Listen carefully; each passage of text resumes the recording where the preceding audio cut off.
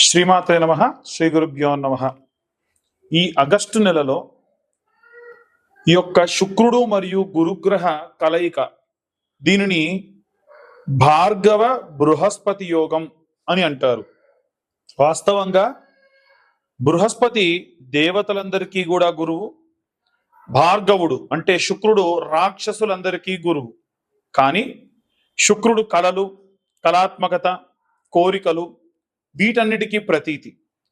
అదే బృహస్పతి వీటన్నిటినీ కూడా మనకు ఆపాదించేటువంటి సక్రమమైనటువంటి మార్గంలో నిలిపేటువంటి గురుత్వ స్థానం. దేవతలందరికీ కూడా గురువుగారుగా ఉండబట్టి గురువుగారు అని చెప్పి గురుగ్రహం చేశారు. కానీ వాస్తవంగా ఆయన పేరు బృహస్పతి. ఇప్పుడు వీళ్ళిద్దరి కలయిక వలన మనం ఎలాంటి పరిస్థితులను చూడబోతున్నాము అనేటువంటి విషయాన్ని ఇప్పుడు మనం తెలుసుకుందాం. తదుపరి తులారాశి వారికి సంబంధించి ఈ యొక్క ఆగస్టు నెలలో బృహస్పతి మరియు భార్గవ యోగం ఎలా ఉంది అనే విషయాన్ని ఇప్పుడు తెలుసుకుందాం. ఈ యొక్క తులారాశి వారికి రాశ్యాధిపతి శుక్రుడు, నక్షత్రాధిపతి రాహు. సరే, రాశి అధిపతి శుక్రుడైనటువంటి వాడు ఎక్కడ సంచరిస్తున్నాడు, దాని వలన ఏమి ఇబ్బంది? ఉదాహరణకు చెప్పాలనంటే, మా పెద్ద అబ్బాయి ఉన్నాడు, వాడు ఎక్కడికి వెళ్ళాడు, ఎవరితో మాట్లాడుతున్నాడు, దాని వలన నాకేమిటి మంచి పేరు చెడ్డ పేరు ప్రత్యామ్నాయాలు ఏమైనా ఉంటాయంటే ఉంటాయా ఉండవా? ఖచ్చితంగా ఉంటాయి. అయితే ఈ యొక్క నవమ స్థానం ఏదైతే ఉందో హయ్యర్ ఎడ్యుకేషన్స్ కి సంబంధించింది అన్నమాట. ఇప్పుడు మన ఇంట్లో ఉన్న మన పిల్లలు లేదా మన ఇంట్లో ఉన్నటువంటి మన అన్నదమ్ముల పిల్లలు ఎవరైనా సరే హయ్యర్ ఎడ్యుకేషన్ కోసం వెళ్ళి అక్కడ అన్ని కూడా పిచ్చి పిచ్చి వ్యవహారాలు చేస్తే ఎలా ఉంటుంది? అక్కడ కలిసినటువంటి స్నేహితులు మంచి వాళ్ళు పరిచయం అవ్వలేదు అనుకోండి, ఎలా ఉంటుంది? లేదు, వారు మంచి వాళ్ళతోనే కలిసి ఉన్నారు, అంత అద్భుతంగానే ఉంది, కానీ ఈ వారిద్దరి టైం బాగోలేదు అనుకోండి, ఎలా ఉంటుంది? అలా నవమ స్థానం మీ హయ్యర్ ఎడ్యుకేషన్ కి సంబంధించి కాబట్టి ఈ హయ్యర్ ఎడ్యుకేషన్ లో భాగంగా మీరు ఎడ్యుకేట్ అవ్వడం, అంటే మీరు కనుక విద్యార్థి దశలో ఉంటే మీరు ఎడ్యుకేట్ అవ్వడం, మీరు వివాహం చేసుకోవాలనుకుంటే భార్యాభర్తల మధ్యలో ఉన్నటువంటి సఖ్యత, అలాగే వీటితో పాటుగా ఒకవేళ మీ యొక్క సంతానానికి సంబంధించిన ఎడ్యుకేషన్, ఇవన్నీ నవమ స్థానం హయ్యర్ ఎడ్యుకేషన్స్ కి సంబంధించి కాబట్టి, మార్పులకు సంబంధించి కాబట్టి వీలైనంత వరకు కూడా ఇది అంత శ్రేయస్కరం కాదు. ముఖ్యంగా భార్యాభర్తల మధ్యలో ఉన్నటువంటి ఇష్యూస్ విషయానికి వస్తే, తరచూ ఏదైనా సరే ఒక అర్థవంతమైనటువంటి దానికోసం చర్చ చేసి అర్ధాంతరంగా ఆ చర్చ గొడవగా మారడం, చిన్న చిన్న ఇబ్బందులు కాస్త పెద్ద పెద్ద ఇబ్బందులుగా మారడం, అనవసరమైనటువంటి వాటికి చిరుబుర్లు కొట్లాటలు లాంటివి రావడం, మళ్ళీ కలిసిపోవడం, మళ్ళీ పలానా రోజు నాదే కరెక్ట్ అనడం, ఇలాంటివి జరగచ్చు. పిల్లలతో కూడా ఏంటంటే ఒక మంచి అర్థవంతమైనటువంటి ఏదంటే మంచి ప్రాపర్ రీజన్ కోసం వాళ్ళతోని డిస్కషన్ చేయడం, తల్లిదండ్రులు నాన్న నువ్వు ఇప్పుడు తీసుకున్న సబ్జెక్ట్ ప్రకారంగా నువ్వు ఇది చేస్తున్నావు, ఫ్యూచర్లో ఉన్న డేస్ మారిపోతాయి, దాని వలన నువ్వు ఇలా చేయాల్సి ఉంటుంది, దానికి సిద్ధంగా ఉండు నువ్వు అంటే వాళ్ళు ఏమంటారు, వాళ్ళు అప్డేట్ అయిపోయి ఉంటారు కదా. లేదు నాన్నగారు, లేదమ్మగారు, మీరు అనుకుంటుంది తప్పు, ఎప్పటికైనా ఎడ్యుకేషన్ కి సంబంధించి పర్యవసానంగా వచ్చేటువంటి జాబ్ అయితే అలాగే ఉంటుంది, ఎంత ఏ టెక్నాలజీలు ఎంత వచ్చినా వాళ్ళు మాట్లాడతారు. కాబట్టి ఒక మంచి విషయం గురించి హీట్ డిస్కషన్ జరగవచ్చు, అభిప్రాయ భేదాలు రావచ్చు, క్లాషెస్ రావచ్చు. ఫైనల్లీ మీరు ఒక తృప్తితో ఏముంటారంటే ఒక ప్రాపర్ రీజన్ కోసం మొత్తం మనం అందరూ ఎడ్యుకేట్ అయ్యాం అన్నటువంటి కారణం చేత ఉంటారు. ఇది తులారాశి వారికి రాష్ట్రాధిపతి శుక్రుడి వక్రంలో ఉండడం వల్ల భార్యాభర్తల మధ్యలో మాత్రం గొడవలు చికాకులు మాత్రం తప్పకుండా రావచ్చు. పిల్లలతో కూడా అభిప్రాయ భేదాలు రావచ్చు. ఎందుకంటే గురు శుక్రులు వక్రంలో ఉన్నారు, అంత శ్రేయస్కరం కాదు ఇలా వక్రంలో ఉండడం వలన. కాబట్టి అనవసరమైనటువంటి విషయాల కోసం అని చెప్పి మీ యొక్క సమయాన్ని, మీ ఆలోచన విధానాన్ని వ్యర్థపరచుకోకండి. లేదండి, ఇలాంటి గొడవలు చికాకులు రాకుండా ఉండాలి, పిల్లల విషయంలో కూడా బాగా చదువుకోవాలి, భార్యాభర్తలు ఎటువంటి గొడవలు లేకుండా ఉండాలి అంటే కనుక కూడా ఎలాంటి రెమెడీస్ తీసుకోవాలనే విషయాన్ని ఇప్పుడు మనం తెలుసుకుందాం.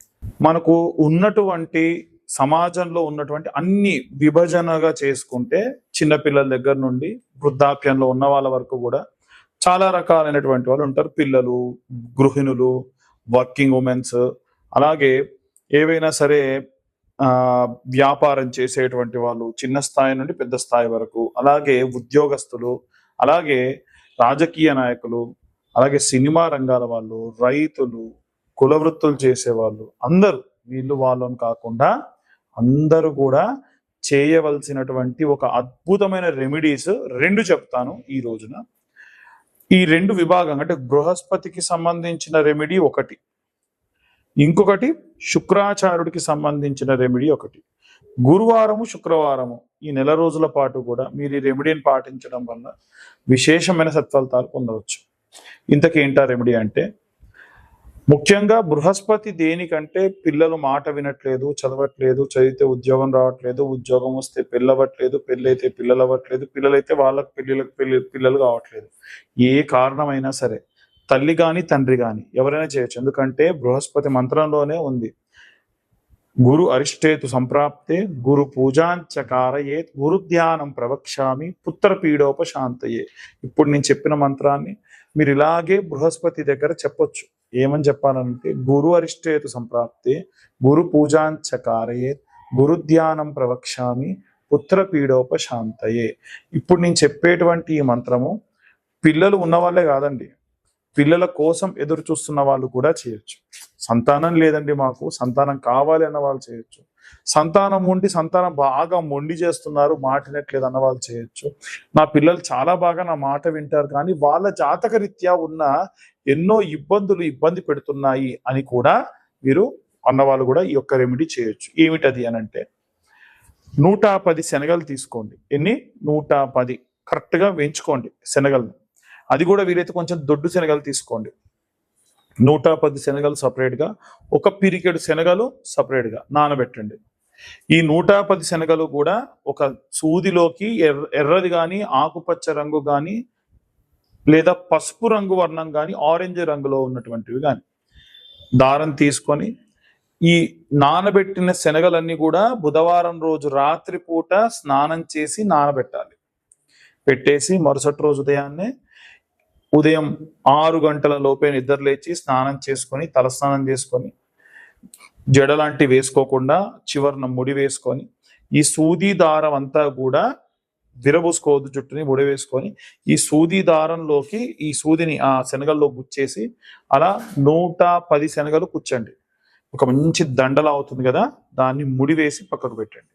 ఈ నానబెట్టిన శనగలన్నీ కూడా ఒక గోల్డెన్ కలర్ క్లాత్, ఇంత చిన్నదైనా సరే సరిపోతుంది, పసుపు పచ్చ అయినా సరే లేదా గోల్డెన్ కలర్ లో ఉన్నటువంటిది అంటే స్వర్ణ వర్ణంలో ఉన్నదైనా సరే. ఎందుకంటే ఆయన మంత్రంలోనే ఉంటుంది, స్వర్ణ వర్ణం, స్వర్ణ గంధం, స్వర్ణ పుష్పం, స్వర్ణ మాల్యాంబరధరం, స్వర్ణ ఛత్ర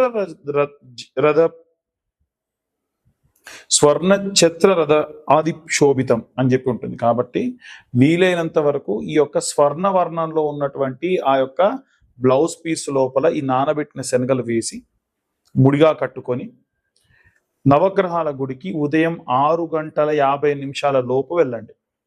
వెళ్ళి నవగ్రహాలకు కూడా ప్రదక్షిణ ఎప్పుడు చెప్పినట్టుగానే, నవగ్రహాలకు ఎప్పుడు ప్రదక్షిణ చేసినా 21 ప్రదక్షిణాలు సవ్య దిశలో, 6 ప్రదక్షిణాలు అపసవ్య దిశలో చేయాలి.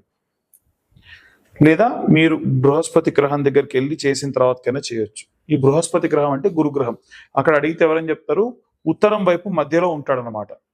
4 దిక్కుల్లో ఉత్తరం వైపు మధ్యలో ఉంటాడు. ఆయన మెడలో ఈ శనగల దండ వేయండి. ఈ గోల్డెన్ కలర్ క్లాత్ ఉంటుంది కదా, క్లాత్ లో పెట్టిన శనగలు ఓపెన్ చేసి ఆయన ముందు పెట్టండి. ఇంత చిన్న బెల్లం ముక్క పెట్టండి. 2 కొత్త మట్టి ప్రమిదలు తీసుకెళ్లి కాస్త నూనె పోసి ఒత్తి వెలిగించి దీపం వెలిగించండి. ఇందాక నేను చెప్పిన మంత్రం ఉంది కదా, ఆ మంత్రం కూడా చెప్పండి. ఇంకా వీలైతే గోల్డెన్ కలర్ది ఇంత రిబ్బన్ లాగా కట్ చేసుకున్న క్లాత్ తీసుకెళ్ళి ఆయన మెడలో కప్పండి. కప్పి మీకు పిల్లలు కావాల్సి ఉంటే పిల్లలు కావాలి అన్న కోరిక కోరుకోండి. పిల్లలు బాగా చదవాలి, మొండి చేస్తున్నారంటే వాటి గురించి మొక్కుకోండి. లేదండి మా పిల్లలంతా బాగా చదువుతున్నారు, పెళ్ళవట్లేదు అంటే మీ పిల్లల కోసం మొక్కుకోండి. లిటరల్ గా మీకు ఇలా కొంగు ఉంటే కొంగు ఇలా తీసుకుని ఇలా పట్టి నేను ఇప్పుడు చెప్పిన మంత్రం చెప్పండి. ఏమిటా మంత్రం అంటే, గురు అరిష్టేతు సుసంప్రాప్తే గురు పూజాంచ కారయేత్ గురుధ్యానం ప్రవక్ష్యామి పుత్ర పీడోప శాంతయే. ఎన్నో జన్మల నుండి కూడా చేసినటువంటి పాపభూయిష్టమైన పనుల వల్ల గర్భం రాదు. ఒకవేళ సర్పాన్ని సంహరించినటువంటి వాళ్ళు ఎవరైనా అయితే వారికి కూడా పిల్లలు కలగరు.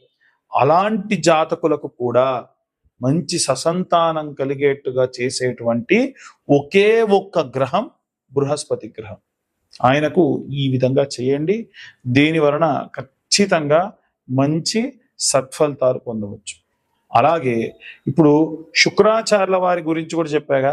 భార్యాభర్తలు బాగా కొట్టుకుంటున్నారు, గొడవలు పడుతున్నారు, చికాకులు ఉన్నాయి, లేదు మేమంతా బాగానే ఉన్నాం కానీ మా మధ్యలో సఖ్యత లేదు, మా ఇంట్లో అత్తగారి వల్ల వదిన గారి వల్ల ఎవరి వల్ల ఇబ్బంది పడుతున్నాము, ఈ కారణం కానీ ఇంకా ఇతరత్ర ఎన్ని కారణాలు ఉన్నా సరే ఆ కారణాలన్నింటినీ కూడా మనం దృష్టిలో పెట్టుకొని భార్యాభర్తలు బాగుండాలి, పరిస్థితి వ్యామోహంలో ఉండకూడదు అన్న ఉద్దేశంతో శుక్రాచార్యుల వారికి శుక్రవారం నాడు నేను ఇప్పుడు చెప్పిన విధంగా మీరు పూజ చేయండి. అది కూడా ఈ ఆగస్టు నెల ప్రారంభం అంటే శ్రావణ మాసం ప్రారంభమైనప్పటి నుంచి కూడా చేయొచ్చు.